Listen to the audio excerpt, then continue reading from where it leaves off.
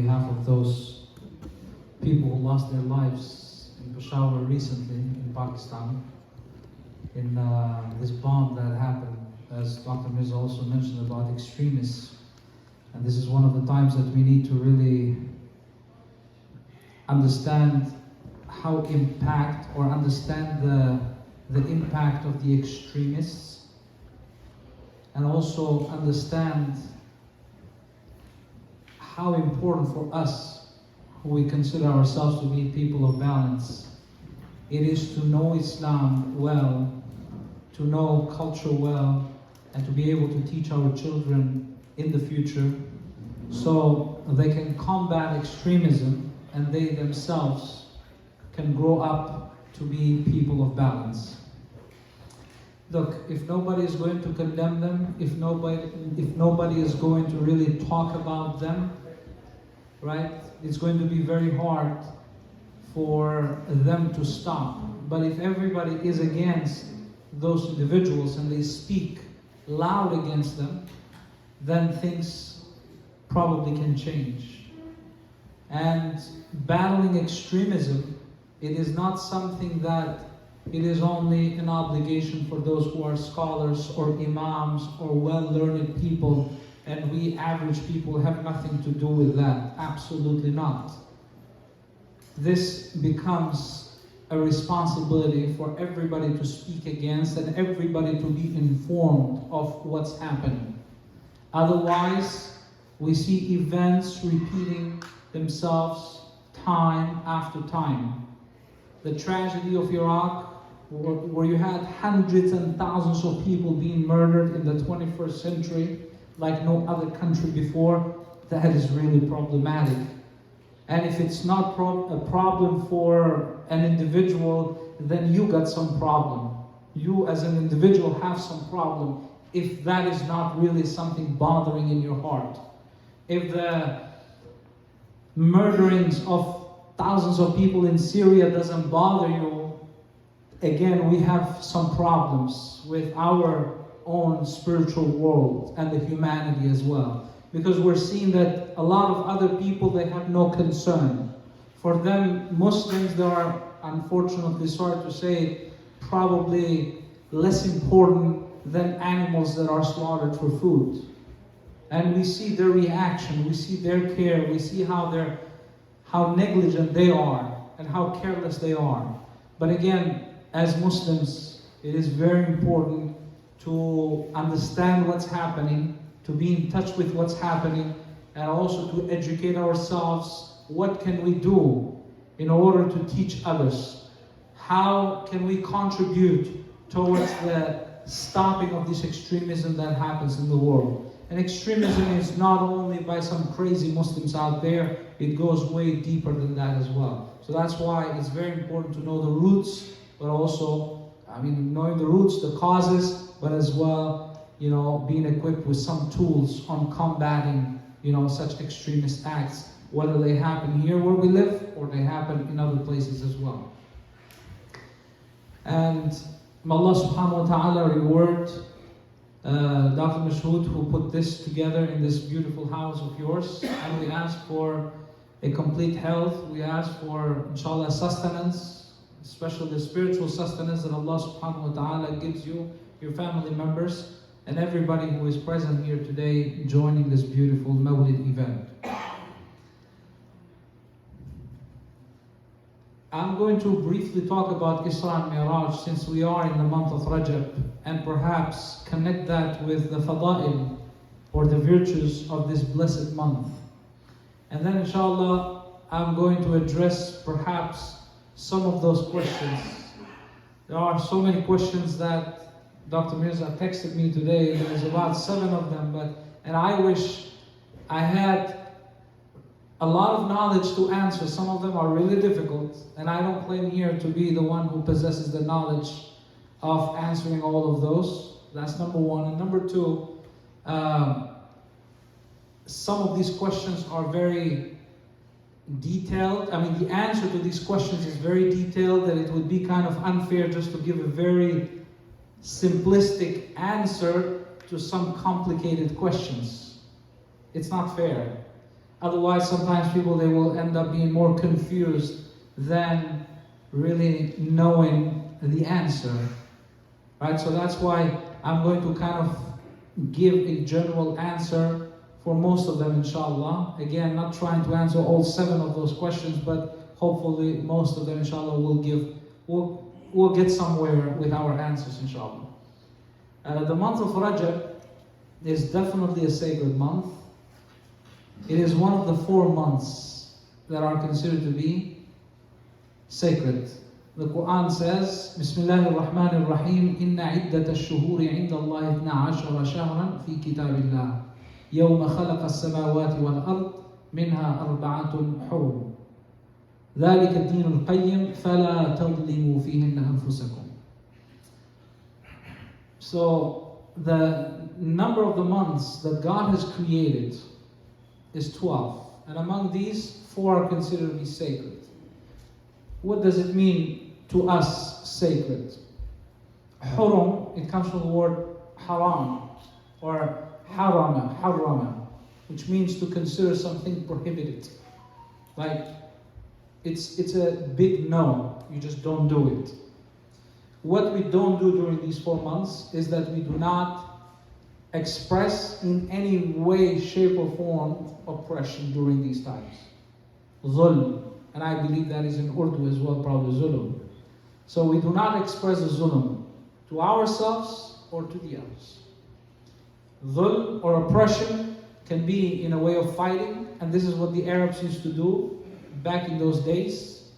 I mean, they still do it nowadays too, and some other people too, they still fight nowadays, but in those days it was very, it was considered to be something wrong to fight during these sacred months. So the Quran criticized them, even though they were supposed to stop fighting prior to Islam, prior to the Nubuwwah of Sayyidina Muhammad alayhi salatu wasalam. But sometimes they would let go certain, when they wanted to fight pretty much, they would not consider as Rajab has started or as the sacred month has started. So guys, let's continue fighting until the war is over between tribes. And that's why they got warned by the Quran, saying that these people are doing something wrong. يُحِلُّونَهُ عَامًا وَيُحَرِّمُونَهُ عَامًا. You know, 1 year they are making it permissible to fight, and the other year they're saying that it is not permissible.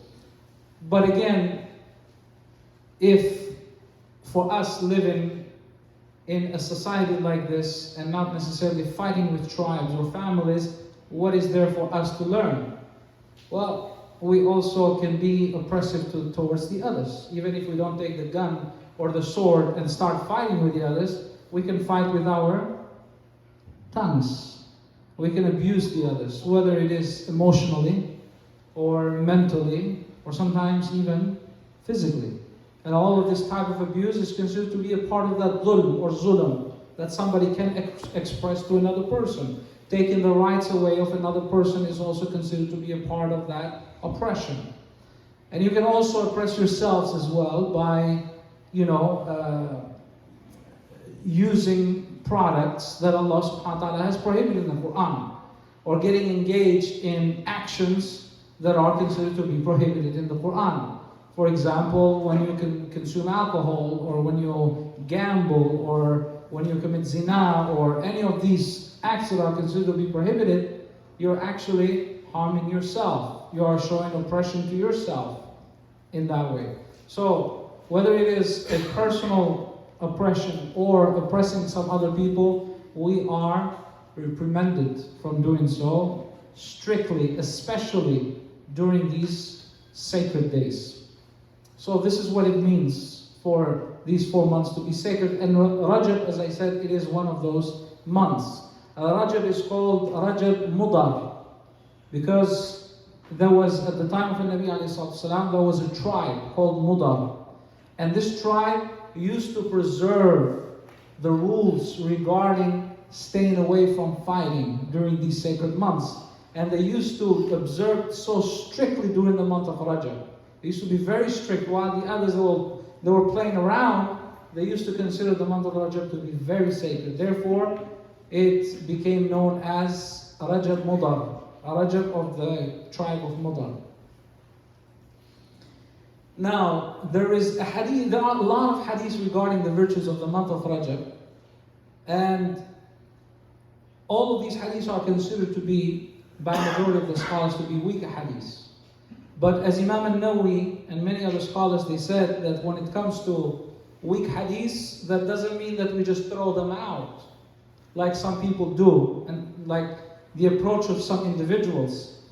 We do not consider the weak hadith, or we do not base our religious practice and considering it as a rukn, as a pillar, or as an obligation in our religion based on the weak hadith, but we are encouraged to implement them based on their virtues. And if somebody doesn't implement it, it doesn't mean that that person is not following the sunnah. Right? It doesn't mean that the person is not following the sunnah, especially when it comes to the weak hadith. But somebody who does it based on virtues can have rewards from Allah subhanahu wa ta'ala. Like for example, fasting. We know that fasting, it is something good to do. Whether you do it in Rajab or outside of Rajab, it's something good. During the month of Ramadan, we're obligated. So now there are hadiths talking about fasting on the month of Rajab. For example, the Nabi sallallahu alayhi wasallam states in a hadith that there is a river in Jannah, and this river is called Rajab. The water of this river is whiter than the milk, and the taste of it is sweeter than the honey. Any person who fasts during the month of Rajab, Allah subhanahu wa ta'ala will give to drink from the water of Rajab in the hereafter. So now, I know that fasting is good. So why should I consider this hadith to be less important? Or why should I have a problem to fast based on this hadith that can be taken for the virtues, for the fada'il, or to increase the faith? And of course, as long as these weak hadiths, they do not reject the sources of the Quran and those authentic hadiths that are established. Otherwise, there's nothing wrong. As a matter of fact, we are encouraged to follow those as well. So fasting, it is one of the best things that you can do during this month of Rajab. And for sure, there is a lot of other good things that, as Dr. Mirza was talking about, books earlier, there are some books talking also about the month of Rajab and the other months as well, the fada'il. Like you have Imam al-Bayhaqi, for example. If anybody is interested to read more further literature in the fada'il of awqat, fada'il al-awqat, and in Urdu, I'm assuming it's also understood, I don't need to even translate for most of you, faza'il awqat, right? Awqat, right?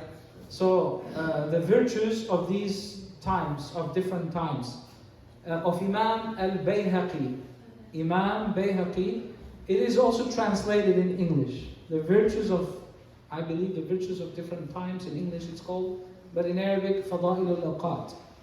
And it goes into details for every date, every important Islamic date that is out there. It gives you all the hadiths, weak hadiths, strong hadiths, ayahs from the Quran, and it's a really beautiful book. It talks about Ramadan, it talks about Rajab, Sha'ban, Isra and Miraj, Ashura, the 10 days of the Hijjah, you name it, all of those important days, they're all, into details, and the virtues are all mentioned in that book. Again, Fada'il al-Awqat of Imam al-Bayhaqi.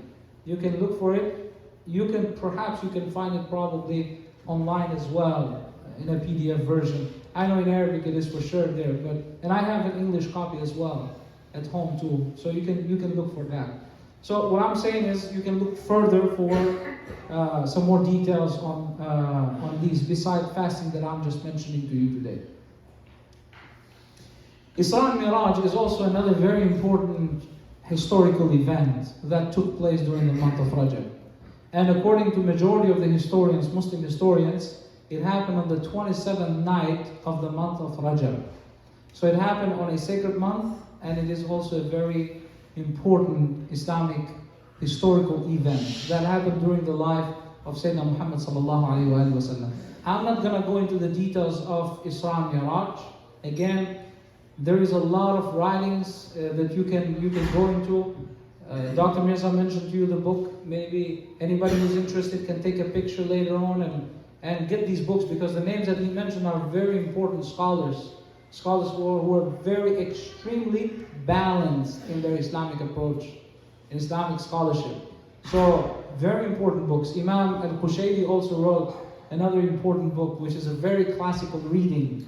I don't know if it's translated or not in English, but he wrote that book about Isra and Miraj as well, which I love. I have only the Arabic version, but I don't know if it's translated, but here you have another one that is translated for sure. But I wanna stop very quickly in how is relevant to us Isra and Miraj. Like, we know Prophet ﷺ went from Mecca to Medina with Buraq, the angels that were with him. He went to the first heaven, second heaven, third. He was greeted by all of these prophets through each heaven until he reached the seventh heaven. He saw all these important Rusul wal Anbiya, like Sayyidina Adam, Sayyidina Idris alayhi salam, Sayyidina Nuh, Sayyidina Harun, Sayyidina Ibrahim alayhi salam. And he was with Angel Jibreel alayhi salam. He reached the Sidratul Muntaha, the Lot tree. And then he went above that. What is the significance of all of this? When did it happen? Why did it happen? This is what I think is very important to talk about. And also the prayer. During this night, Allah subhanahu wa ta'ala said to Nabi alayhi salatu salam that prayer is an obligation for your ummah. Majority of people, they don't pray nowadays. How can we start to begin with? If we don't do it ourselves, how can we start establishing the prayers? Number one. And number two, how can we help the others as well? How can we raise awareness? People nowadays, they raise awareness for their own worldly things. If there is a lawyer and he wants to make more money, have more cases, become more known, what does he do? He goes, prints cards, he prints brochures. SubhanAllah, one of our community members,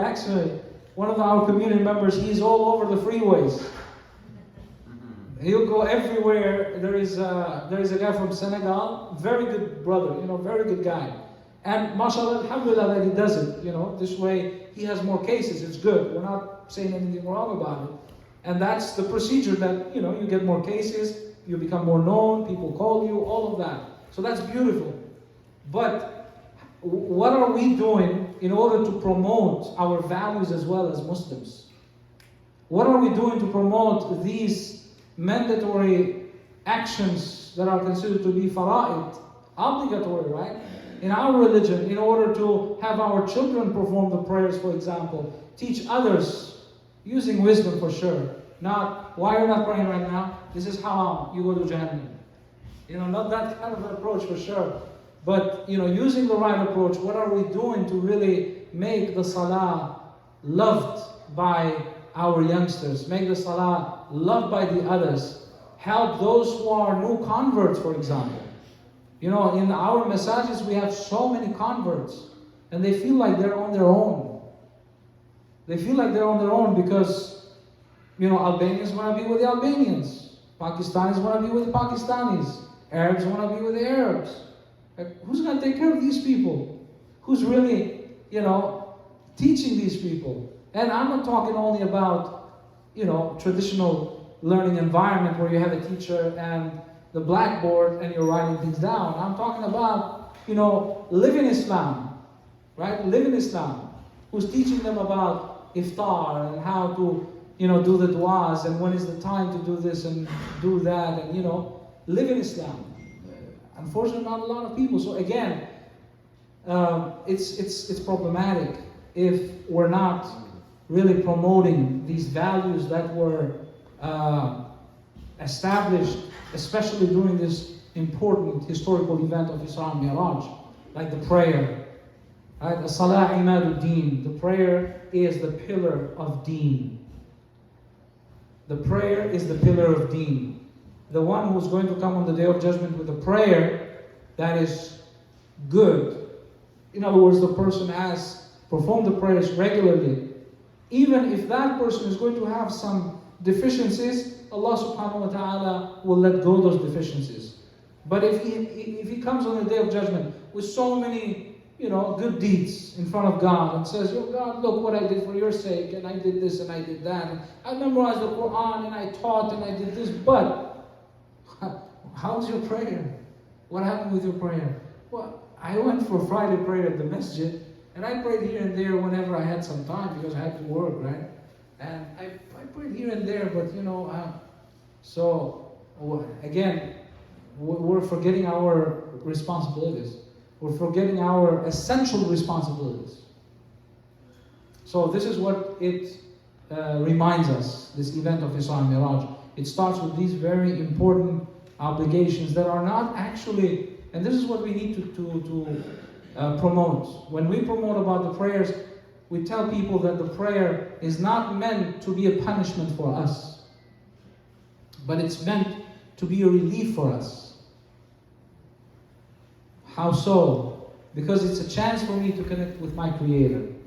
It is a chance for me to have a conversation with my Creator. It's a chance for me to believe that He is responding to me when I say, Alhamdulillahi Rabbil Alameen. Hamadani Abdi, He says. My servant has just praised me. إياك نعبد وإياك نستعين. هذا بيني وبين عبدي ولعبدي ما سأل. This is between me and my servant can have whatever he or she is asking for.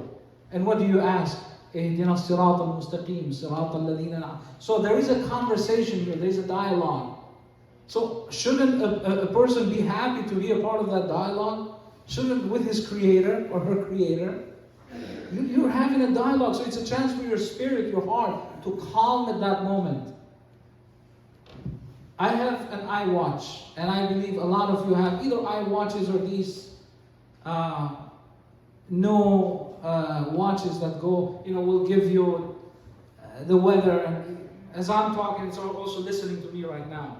There it says it's time to reflect. Sometimes it comes, like every half an hour if I'm sitting or if I'm talking to somebody or whatever, it says it's time to reflect or it's time to take a breath, stand up. But no, it's about reflection. There is something about mindfulness, right? It's a time for being mindful at that moment. Subhanallah. Allah subhanahu wa ta'ala calls us 5 times a day to be mindful, and connect with Him directly. So it's just amazing that nowadays the science and people who are not necessarily believers, they don't believe in anything. They may be agnostics, or they may be non-believers at all, atheists. They will still tell you that it is something good to be mindful. Take your time, relax, do yoga, right? Do yoga. Do all of these things in order for you to be, refreshed, mind, this and that. What else do you have than the prayer? I'm not making this case for everybody. I believe that that's the case, but I'm not telling to everybody to do prayers, but I'm telling to Muslims who believe in it. You're going to have a way more impact by doing the prayer, these 5 daily prayers, than doing yoga. Why? Because you believe in it. You believe that this came to Sayyidina Muhammad sallallahu alayhi wa sallam. You believe in the Quran. إِنَّ الصَّلَاةَ كَانَتْ عَلَى الْمُؤْمِنِينَ كِتَابًا مَوْقُوتًا. Prayer is obligated for certain times during the day and night for the believers. عَلَى الْمُؤْمِنِينَ. So it's an honor actually. You're picked by Allah subhanahu wa ta'ala to have this opportunity to connect with Him during these times during the day and the night. But also Isra and Miraj, subhanallah, it shows the azamatu Rasulillah. Azamatu Rasulillah. You're connected to a man that was the best of the humankind. When the companions, according to hadith, when the companions, they were talking about the other Anbiya wa Rusul, talking about Adam, how Allah subhanahu wa ta'ala honored Adam by creating him with His own hands, and how He inserted the spirit to Sayyidina Isa, and how he spoke directly to Sayyidina Muhammad, to Sayyidina Musa alayhi salam. Upon hearing all of this, and Nabi alayhi salatu salam, he comes out and he says, and I am, first he proves to them, he approves whatever they were saying earlier. He says, yes, that is true about Musa. Yes, that is true about Adam. Yes, that is true about Isa. However, I am the beloved of Allah subhanahu wa ta'ala. Habibullah wala fakhr. And there is no boast about this one. I'm not telling you this in order to show but I'm telling you this in order to reveal to you the reality. Without any exaggeration and without any boasting here. But this is the reality. In other words, ya Muslims or people, recognize who's in front of you. Recognize who you have in front of you. And to tell you as an ummah, for those who will come after, recognize who is your prophet, who you're connected to. Allahumma salli wa sallim wa barik ala Sayyidina Muhammad wa ala alihi wa sahbihi ajma'in. And subhanAllah, Isra and Miraj, it happened in a time when the Nabi alayhi salatu wasalam was going through a lot. There is a difference of opinion between the historians in regards to when it happened exactly. But many of them, they say that it was during the year before Nabi alayhi salatu wasalam migrated to Medina. It is right after his uncle, Abu Talib, and also his wife, Khadija, passed away. And look, I know that for a lot of us, we see these as historical phenomena. It's like, okay, Abu Talib died, Khadija died, yes, Prophet, was mahzoon, he was sad probably at that time, and then the history goes on, Medina, we forget to bring the sensibility, the human sensibility in these stories and in the seerah. It's not just Abu Talib dying and Khadija dying. You're talking about two strongest pillars who Nabi ﷺ was depending a lot, who supported him a lot, emotionally, above all emotionally, and also physically from the harms of these individuals out there who are like wild beasts waiting for the opportunity to rip him apart and murder his community right away. And he lost both of these. So he lost that, not only the mental support, emotional support. And I don't need to go into details. You all know who Khadija was, how she was supporting him from the first day, especially first day of Islam when he came with the Risala. Better than a psychologist, better than anybody. The advice that she gave him, the way how she dealt with him, like a superwoman. And then Abu Talib as well, his protection towards the Nabi sallallahu alaihi wasallam. So, look, in your daily lives, you go through stuff, right? In your daily lives, and then all of a sudden, when people in your life, they go, especially people who supported you. I'm not talking about people who had no connection with you, right? But people who constantly supported you. Constantly, they were there with you all the time.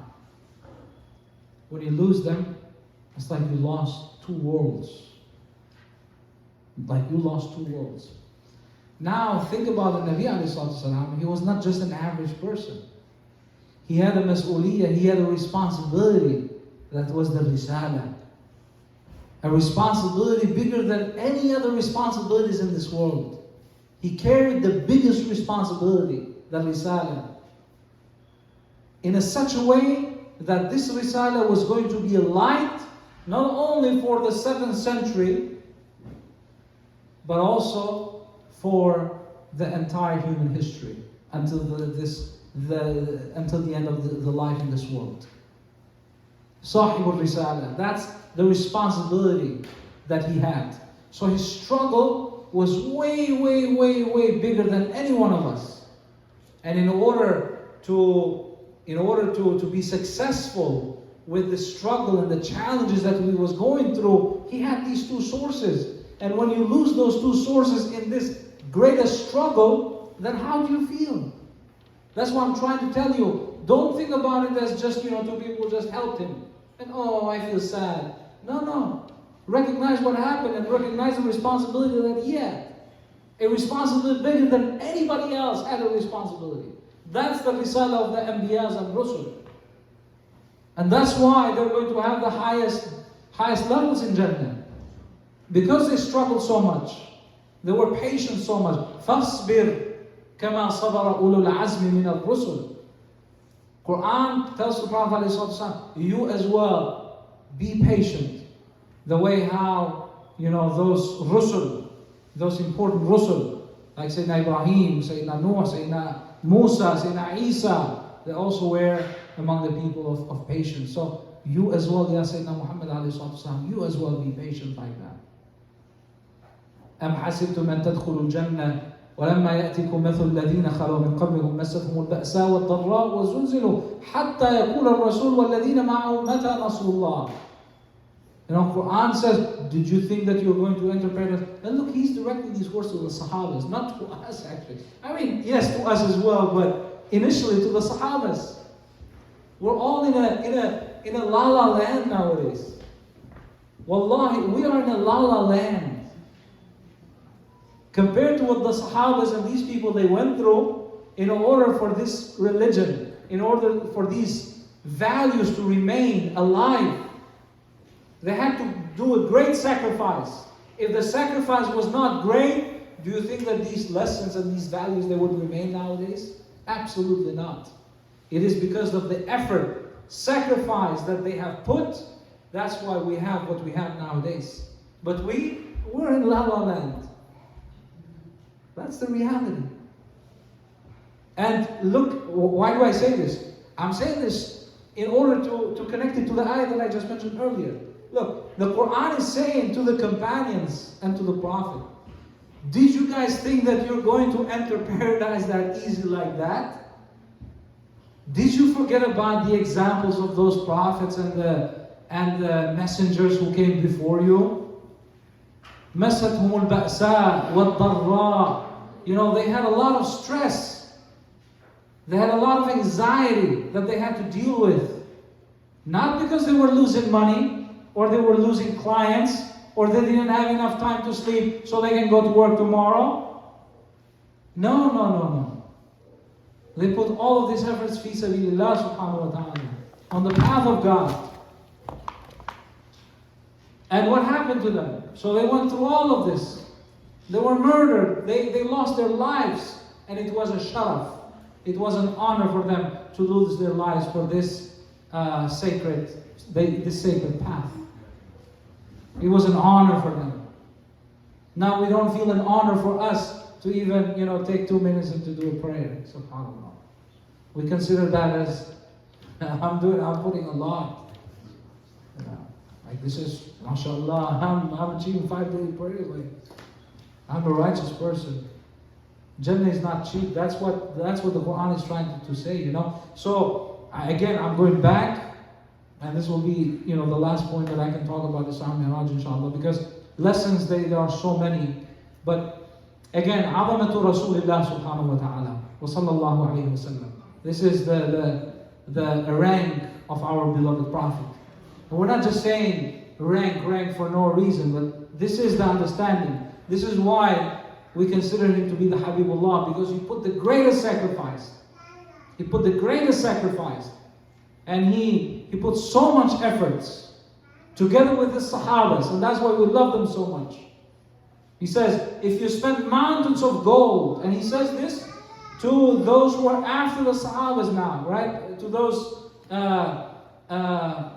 those later on who come later. He says, if they spend mountains of gold, he says, they're not going to be able to reach them.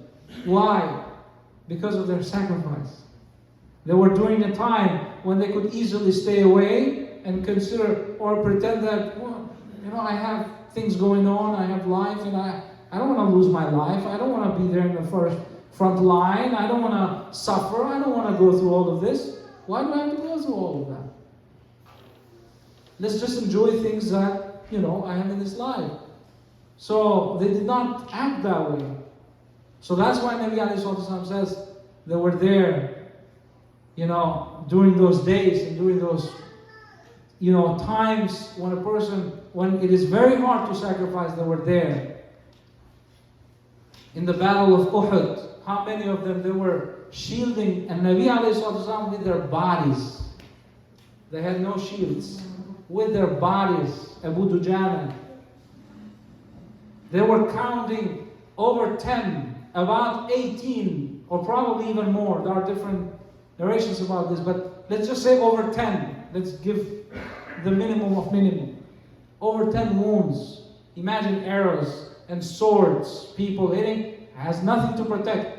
Turning his back towards the enemy and protecting Rasulullah sallallahu alaihi wasallam. And Sayyidina Ali as well. And so many other companions doing the same thing. That's taking things into consideration and being sensible about what happened. And that's why him and his friends are the ones that we're encouraged to love, to have great love, great respect for them as well. Now, Alamatu Rasulullah sallallahu alayhi wa sallam is I want to also approach it from a different angle. I'm still with the same point, but from a different angle, and I will close it, inshallah, here, talking about Rajab and talking about Isra and Miraj. We have to believe that when we are on the right path, when we have the right intentions, when we put our efforts in the truth, in something that is positive, in the name of God, having God with us, we have to believe that Allah subhanahu wa ta'ala is going to take care of us. People nowadays, they have no trust in God. A lot of people, they have no trust in God. Look, I did prayers, I prayed, I raised my hands, Ya Allah, help me towards this. I didn't see any help. I lose trust, even if they don't say it. We understand the human mentality. Or at least I see so many examples and I talk to so many people in the community and I'm able to tell based on my limited wisdom. I'm able to tell how people are thinking and how people approach these issues. I tried and I am doing everything correct and this and that, but look, it's not happening. I am not getting this. I'm not.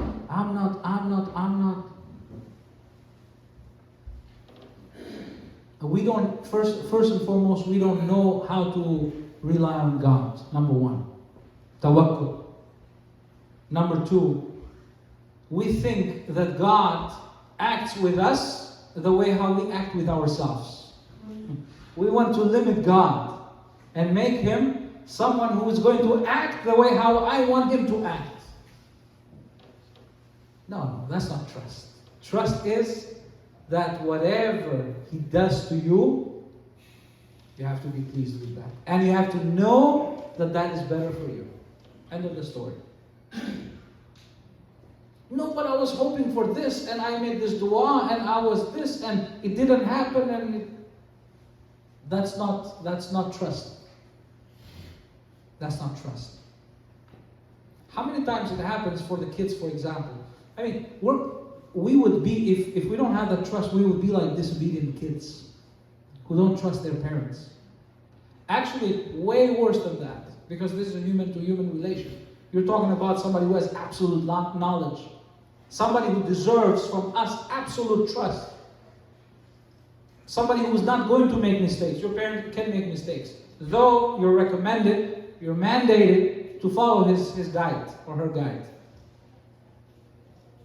With the possibility that they will make mistakes. You're dealing with God here with no possibility of mistakes. But again, you are called to have a trust in Him. What kind of trust is that if it happens otherwise? So, I'm mentioning, that it is like a child and a parent because, we look at ourselves when we didn't listen, for example. We said like, nah, they don't know what they're talking about. Or, I know better. And then later on in life, or even people who are knowledgeable, They don't have to necessarily be parents. They give you an advice and say, look, I've been through this, done that, don't do it. Or I'm giving you advice, stay away from it. Nope, we want to do it. And then we want to learn from our own mistake. We don't want to learn from people who already went through that mistake, but we want to learn from our own mistake. Start reinventing the wheel. They already went through that. Follow it. Follow the advice. Nope. So, that's how we're behaving with Allah subhanahu wa ta'ala too. And sometimes when they give the advice, or when they tell you do this, do that, you may not like it. You may be like, you know what? But this is a lot of struggle. There's a lot of efforts I have to put. This is hard. And as you go through the process, you will give up. And you go like, you know what? Man, this is not meant for me. Maybe he just gave me a wrong advice or whatever. So in relation with God, a person may feel like that. You know what? I don't see what I was looking for. This doesn't seem like God is answering to me. That's because we don't have trust, and we want to limit God according to our own limitations. But He's unlimited. He's not going to do things the way how you want. As long as you put the trust, you have to realize and believe that whatever He gives you as a result, inshallah ta'ala, is going to be the best result. That's the approach. That's the trust. So Nabi sallallahu alayhi wa sallam had a full trust in God. As a result of that, Allah subhanahu wa ta'ala gave him what He gave him. Isra and Miraj was a very special moment. Not only to pray with all the prophets, for God to resurrect all these prophets in front of the Prophet ﷺ, and to give this journey during the night to see all these places and pray in Jerusalem and go through the heavens and have a meeting with Allah subhanahu wa ta'ala in a way like nobody else before ever experienced this. And we're not talking about physical, it's like if you send somebody to Cancun or to, I don't know, Caribbean or something and say, you know what, you got everything right here, enjoy your time, all inclusive, the best resort, the best beach, all private beaches. Look, you have everything, it's yours. You'd consider that as something really special, right? Something like nobody else had before. But this is our limit. This is a limited enjoyment. We're talking a spiritual enjoyment here, which is way above the vacation, way above resorts, way above the beaches and all that. You're talking about passing all the seven heavens.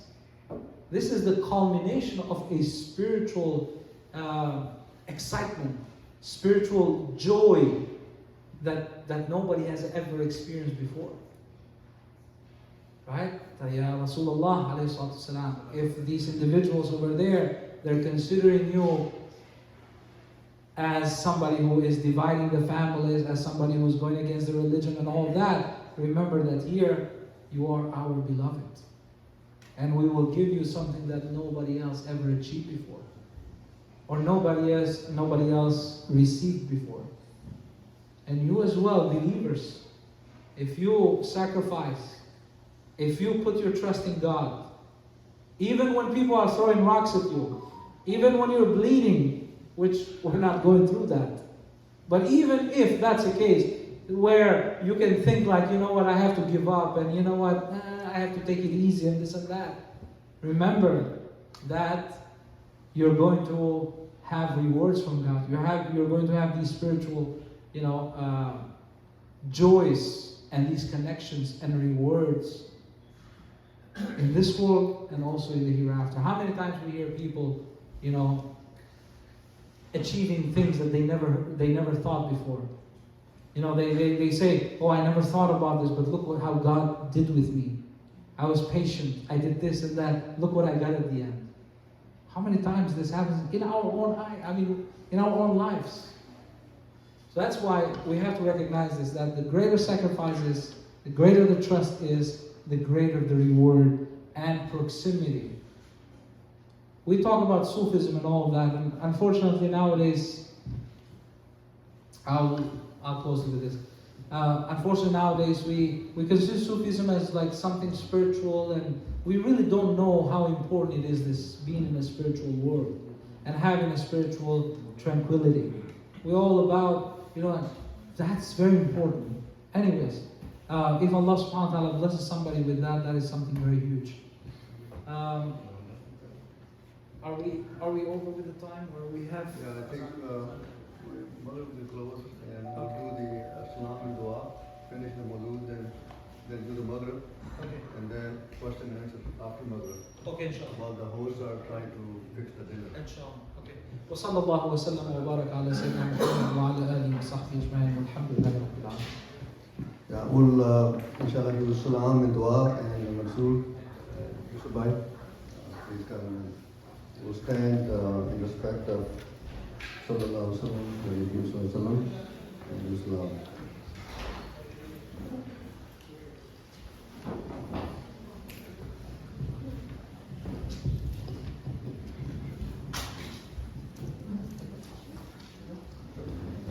Ya Nabi Salam Alayka,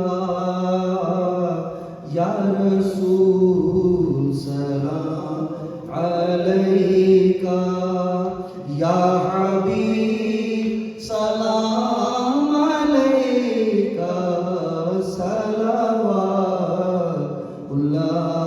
Alayka,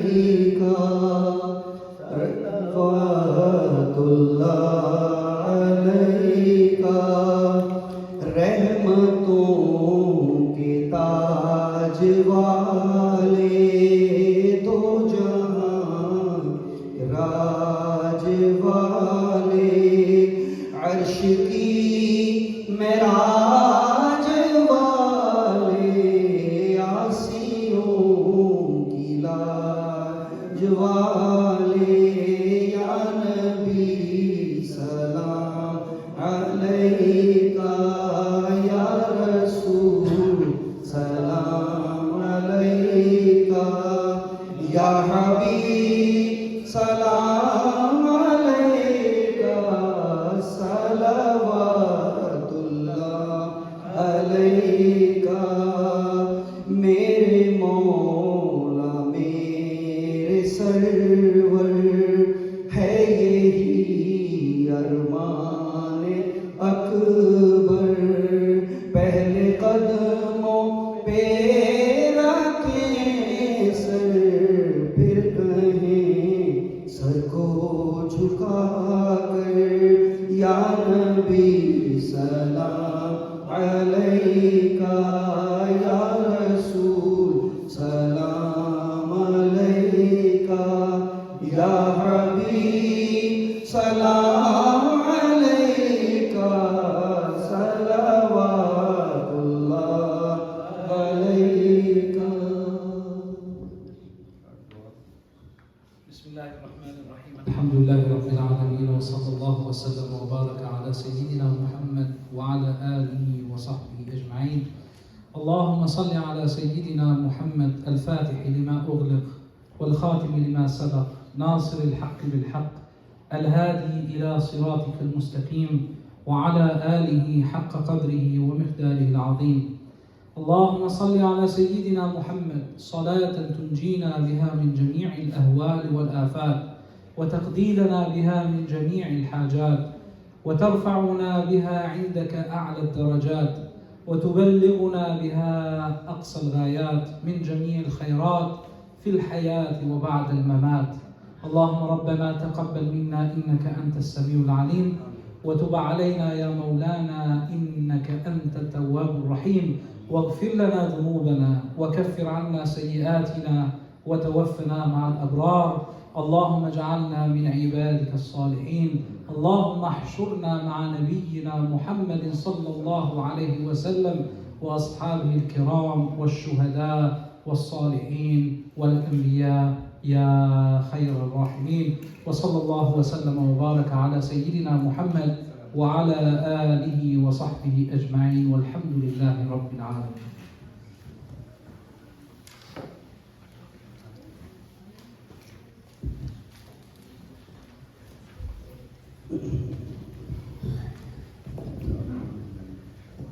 الله أكبر الله